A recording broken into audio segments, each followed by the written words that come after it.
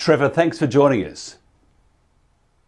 Thank you very much for having me. Look, you've represented Julian Assange. What is a threat that he still represents to the US administration after all these years?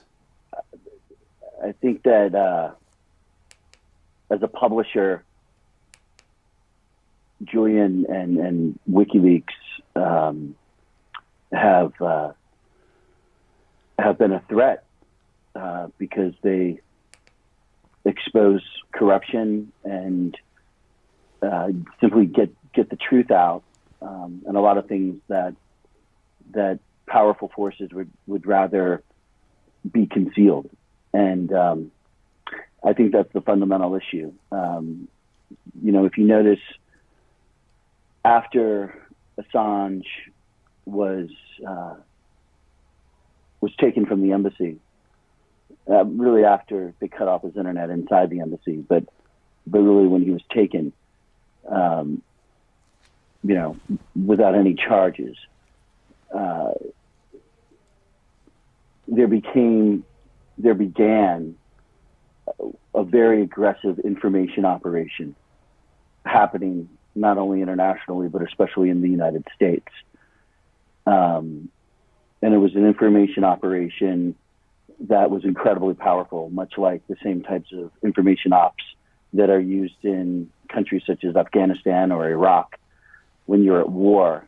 It's not designed simply to influence the voter or the public, but these information operations are designed to get the public to act a certain way.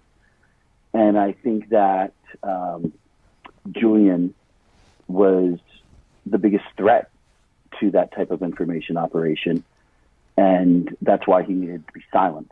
And it wasn't partisan. It was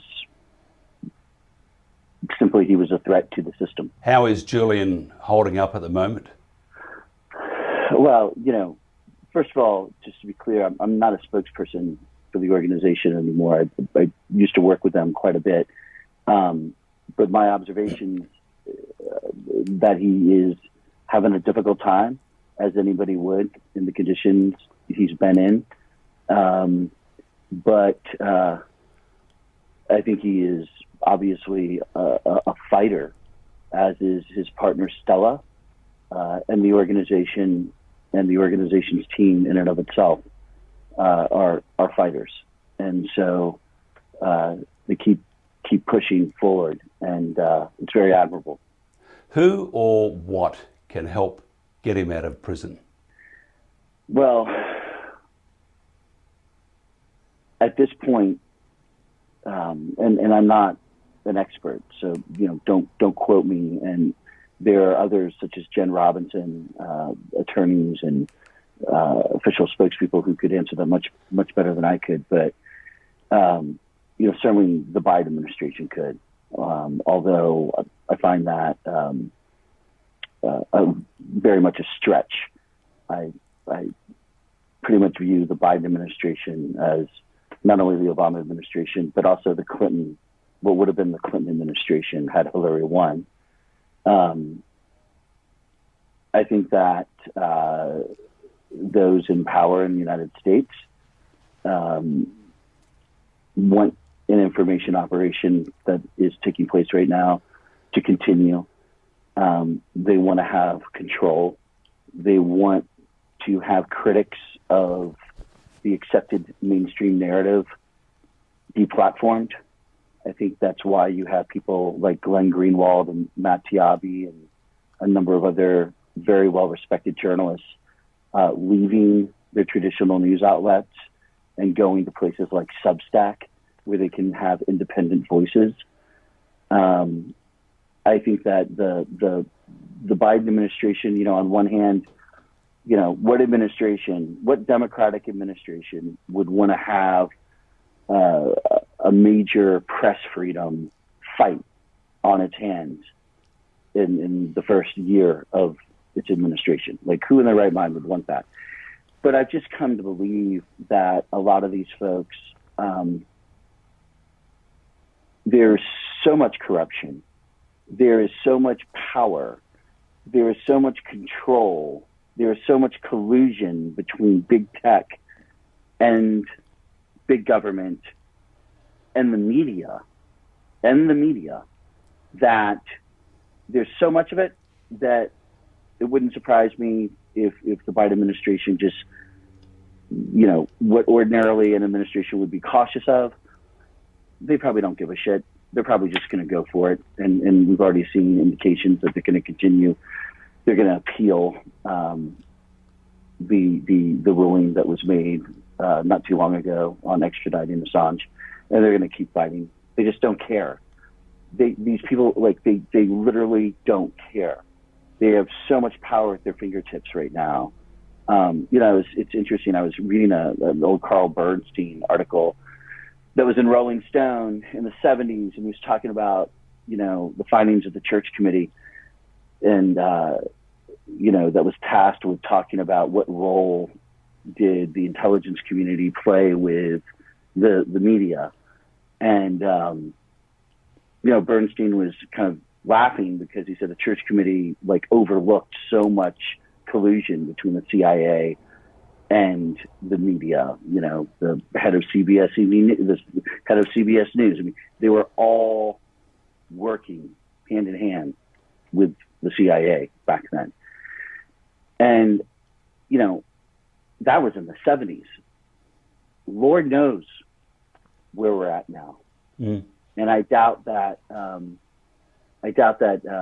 Biden administration wants to have something similar to the Church Committee findings again.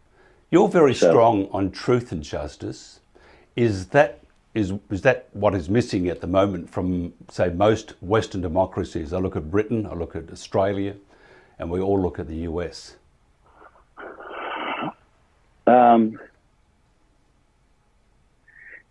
Yeah, I mean, absolutely. I mean, look, I was no fan of the Trump administration at all. And it's a difficult place to be because when you're a leftist and support progressive principles, human rights, the environment, etc.,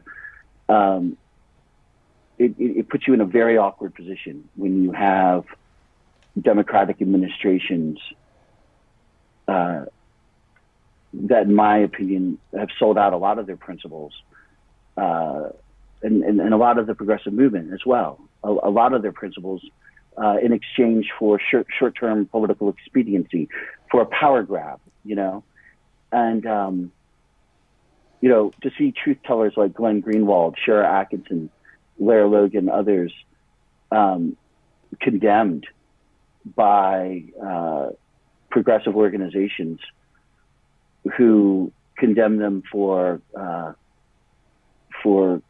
daring to criticize Hunter Biden or Joe Biden or anything having to do with the Obama administration is a real travesty. I spent 8 years working side by side during the lead up to the Iraq War and shortly thereafter against a Republican administration, based on principles. Lying to the American people about weapons of mass destruction, etc. Surveillance, illegal surveillance. So then to turn around and, I always remember you turn around and fast forward a bit under an Obama administration and you have Edward Snowden, the whistleblower, truth teller, disclose the level and the extent of surveillance of the American people. And those same fighters, people, progressives, I fought side by side with, who went after Bush on less, were nowhere to be found. And in fact, not only were they nowhere to be found, many of them were just outright hostile. So there's too many partisan hacks and not enough people sticking to their principles, unfortunately. And that's what we really need a big dose of that in the United States. Mm. What do you think is greater, the greater evil, government or big tech? No, we've already seen. I mean, big tech. I mean, big tech is clearly more powerful than big government. I mean, Twitter suspended or banned the president of the United States from having a Twitter account. So you tell me who's more powerful. I mean, look, I think a number of those tweets, and there are things that Trump would do that were just beyond belief to me. But he was the president, and the idea that you're going to have a company take into its own hands whether or not they can silence the elected president of the United States, and they did silence him, as well as a number of other social media companies. Like, that is appalling, and then I think it also speaks to the train had left the station with Trump, and we now know that that many chambers of commerce's major big corporations that have traditionally been conservative and Republican, they had formed an unwritten alliance with many labor unions in the United States and progressive activists that no matter who won the election, they were not going to recognize Donald Trump as the winner. Mm. And so it's a wild time, dystopia. Award-winning journalist Trish Wood is very critical of mainstream media, says they're just an amplification of government, big tech, etc. No hard questions, nada, the same thing. Just almost like a PR firm which you would have some experience in. Are you surprised at the speed of this tsunami of, say, misinformation and censorship? Did you sort of think that COVID was that trigger that really took us over the edge? We had the anti-Trump years, 4.5 years of that. I was just waiting to hear there was a Martian in bed with him. I mean, that's what would have come out next. But are you surprised at how fast this has become, the control, the censorship, the misinformation? I am a bit. How quickly the information operation has moved and has taken over and really embedded itself in every form of society, whether it is big tech to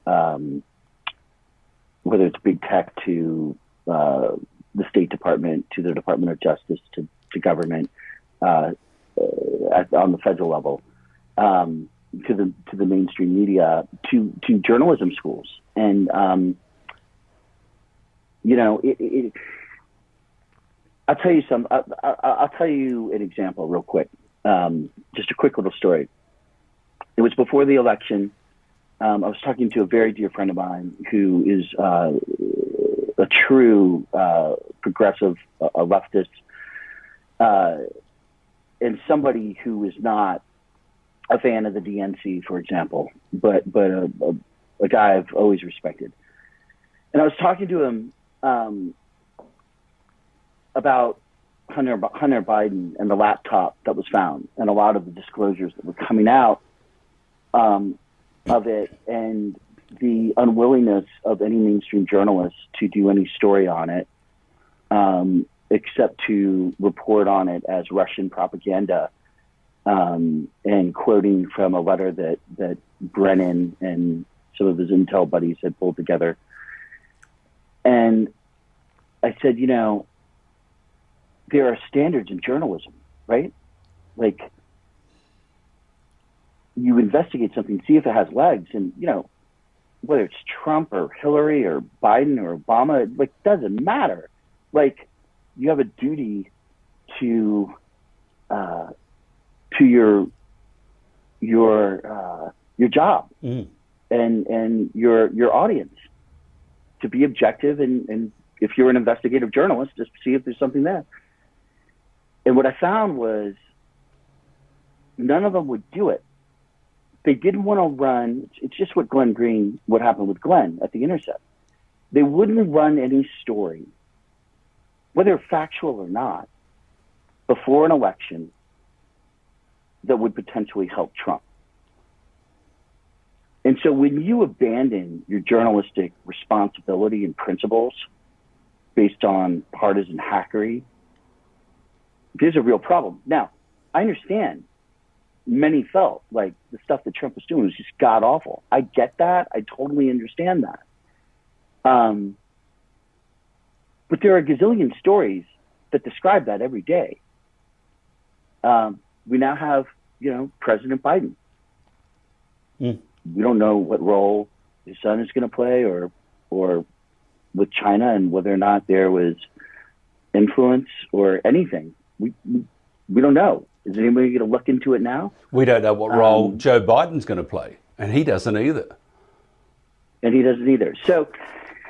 So yeah, it's a real sad state of affairs, and I don't know, like, where do you go? Like, you can't go to the Columbia School of Journalism. Like, they're gone. Like, where do you go? What is the neutral, independent? You can't go to NPR or PBS. Like, they're gone. What is the independent entity that can not only be the arbiter, but at least be like kind of a guiding force of right and wrong when it comes to objectivity with journalism? I don't see it anymore in the U.S. And again, that's one of the reasons why Julian is silenced. COVID-19, again, Trish Wood said that this is most likely worse than the public policy of Vietnam, and it's just an abortion of a policy right now throughout the Western world. You had COVID-19 yourself, and the lack of treatment in the early stages was quite prominent, and it almost took you over the edge. And we may not have had this conversation. Why the censorship? Why we must not discuss early treatment? Why are they trying to shut all this down? First of all, yes, I was in the ICU for 8 nights, and I didn't receive early treatment, and I almost died. Then I was in the ICU for 8 nights. I went back, and if it wasn't for a friend of mine who's a doctor, who was an actual medical advocate, him calling up the head of Duke Hospital and just berating him for turning me away, having severe pneumonia and testing positive for COVID. But once I was in there, let me just tell you, Duke was incredible, and the doctors and nurses were unbelievable. But yeah, I mean, it's ludicrous that there are all of these experimental antibodies that we now know work, sitting on shelves all throughout the United States and probably around the world, just sitting there, not being used. And they're not being used because, and I think that the reason why we didn't have early treatment is because of vaccines. There is so much money. You know how much money Johnson & Johnson and Pfizer are making off of these vaccines? It is astounding. Squillions. And at the end of the day, not putting forward, it is a threat to put forward experimental antibodies when they are working as hard as possible to put together a vaccine. Well, ivermectin. It's a threat to the financial interests ivermectin, of big pharma. Yeah, ivermectin's a couple of cents to make. I heard this with an interview the other day, and somebody said, if they say it ain't about the money, it really is about the money. Look, there's been little accountability of governments, of public health authorities, big tech and big pharma. What role do you think traditional media -- mainstream media has played in allowing this? Okay, again, this is all part of an information operation, right? So like, they're complicit with it. And any critic is being deplatformed. Del Bigtree has a massive following, right? And he produced the film Vaxxed. And he's been deplatformed everywhere. Facebook, Instagram, Twitter. I mean, they're taking him down left and right. They do not want voices that are threats, that are criticizing the information operation and what it is putting forward as the accepted narrative. And anyone who dares to effectively question it is silenced. Mm. And you've seen that with Bill Binney, former NSA technologist who helped put together the Stellar Wind project. Mm-hmm. Has been one of the leading critics of the Russiagate narrative, mm-hmm. that Russia hacked the elections and was WikiLeaks source. They've attempted to silence him and smear him. They're doing the same to Ray McGovern. They're doing the same to me right now. If you go on Twitter right now, type in my name and QAnon, and there are hundreds of posts where people accuse me or Bill Binney or Ray McGovern, who's about as left as you can possibly be, as working with, I don't know, pedophile exposers or whatever, to literally be the brain trust behind QAnon. Mm. And they do that and prop you up, and the critics of the information operation, they do it and they prop those people up, and then they attack in an effort to discredit you. So yeah, it's big, it's happening, and we just got to keep fighting, right? They say the world's getting smaller, and it really is.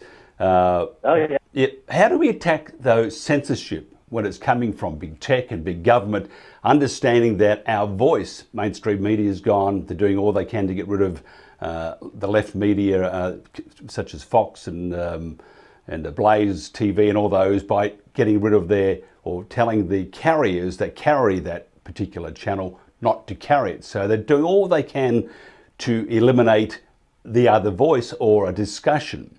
And the same thing with social media. I mean, you've experienced it, we have, many others have. They take this voice away, and what we're doing is just discussing a particular subject, and that's gone. So how do we attack this? How do we get across this? Is there a bridge there, or has the bridge been blown up in the middle? I feel like it's been blown up.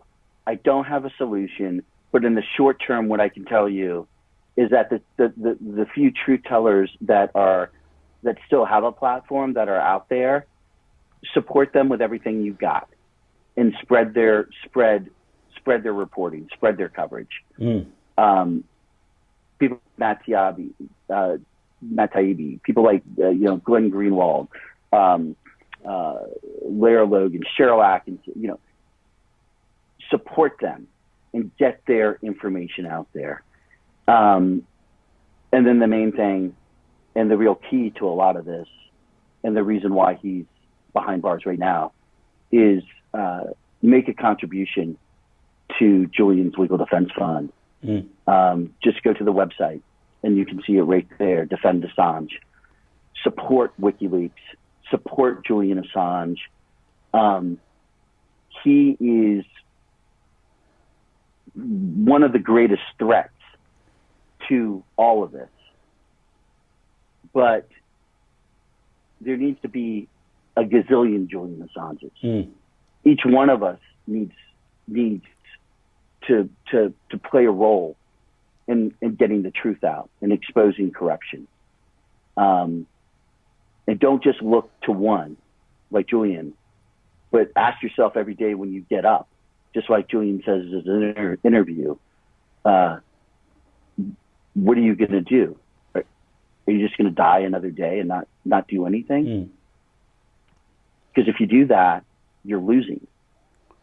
Or are you going to make a difference and do something that may be a risk, but you're getting the truth out? And I think if everybody acted that way and lived by those principles, that's how we can beat this stuff. Look, I have to actually ask you to put on a hat. You're going to put on your wizard hat for me. I need, as we wind this up. So you got your wizard hat on, the wizard, the Trevor the Wizard, we'll call you. Well, that's ridiculous. And it's a lovely hat. It's got a red pom-pom on the top of it, but it's really nice. But couldn't get water if I jumped out of a boat, so I don't know about being a wizard, but go ahead. But where do you think, I mean, this is the, I sometimes sit and ponder and then have another margarita or a whiskey, and the world looks at marginally better. But where do you think the world will be at this current rate of censorship, control, misinformation, compliance by fear? Where do you think the world will be in 10 years? It's so bad right now, man. I don't like to think about shit like that. I mean, V for Vendetta. I don't know. Natalie Portman showing up in a mask. Who knows? Mm. It's pretty god awful right now. Let's not risk it. Let's fight. And you have children too, and you must worry about them. Yeah, I do. Mm. They're nuts. They listen to Kiss.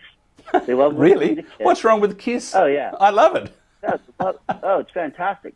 They listen to Kiss, and they play Minecraft, and they're reading a lot, which is great, and that's what I want them to do.